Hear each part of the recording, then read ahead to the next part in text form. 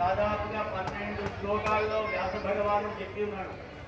అటువంటి భాగవతోత్తములు మన కరీంనగర్ని ఉద్ధరించడానికి, ఇక్కడ భాగవత ప్రచారాన్ని చేయడానికి, భక్తి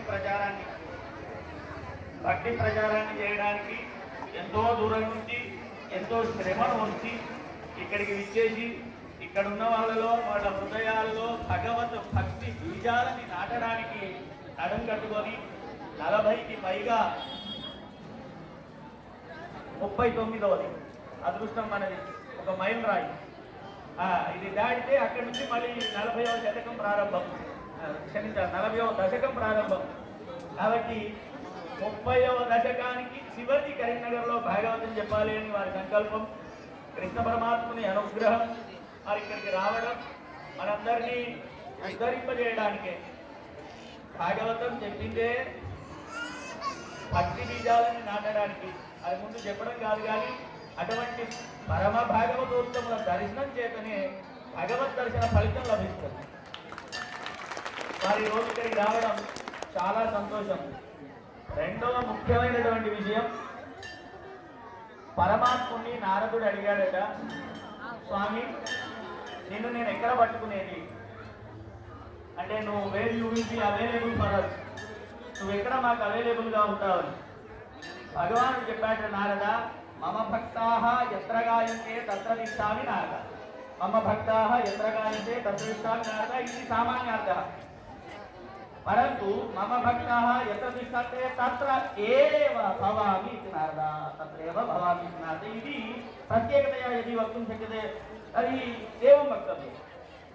సామాన్యమైన వాక్యం ఏమంటే, భగవానుడు చెప్పాడు, నారద నా భక్తులు ఎక్కడైతే నన్ను కీర్తిస్తూ ఉంటారో, నా కథలని శ్రవణం చేస్తూ ఉంటారో, గానం చేస్తూ ఉంటారో నేను అక్కడ ఉంటానన్నాడు భగవానుడు స్వయంగా.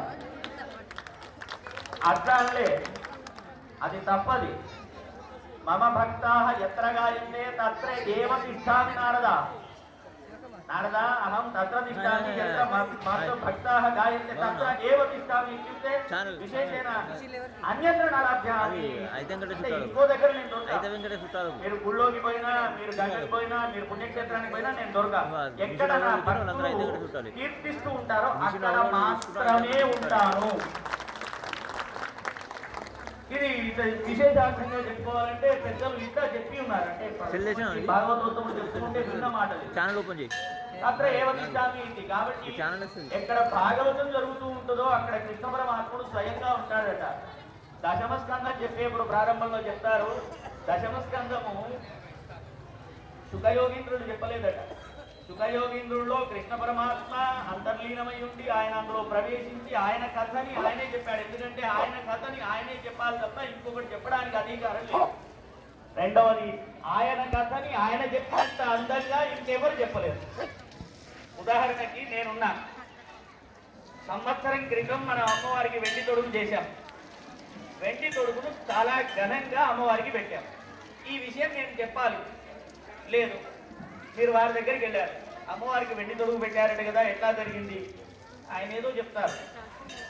కానీ ప్రత్యక్షంగా నేనే చేశాను కాబట్టి నేనే చెప్తే అది ఇంకా అందంగా ఉంటుంది.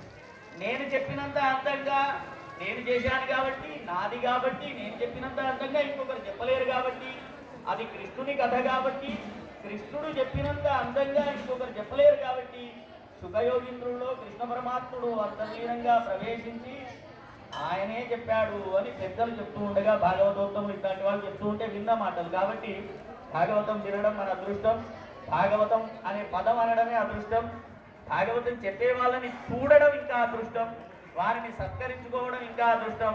ఎందుకంటే చివరిలో మాట చెప్తాడు ఏమంటే, నాయనా ఎవరు భాగవతం చెప్పారో వాడిని మీరు సత్కరిస్తే నన్ను సత్కరించినట్టే. ఇది గారుడంలో కూడా చివరన వస్తుంది. పురాణం పూజయేత్ పూర్వం తదనంతరం వాచకం. పురాణం పూజయేత్ పూర్వం తదనంతరం వాచకం. ముందుగా పురాణాన్ని పూజించు, ఆ తర్వాత చెప్పిన వాడిని పూజించు. చెప్పిన వాడిని పూజిస్తే నన్ను పూజించినట్టే అని భగవానుడు చెప్పాడు. కాబట్టి సాక్షాత్ కృష్ణ పరమాత్ముడు మనందరినీ అనుగ్రహించడానికి అక్కడ భాగవత ప్రవచనం పరిసమాప్తం చేసుకొని ఆ మేఘజాం అన్న రూపంలో ఇక్కడికి మనల్ని అనుగ్రహించడానికి కృష్ణ పరమాత్ముడే వచ్చినట్టుగా భావన చేస్తూ వారిని సత్కరించుకొని వారి ఆశీస్సులను పొందుదాం. జగదంబా విశ్వపాలిని మాతాకి హర నమ పార్వతీపదయే హర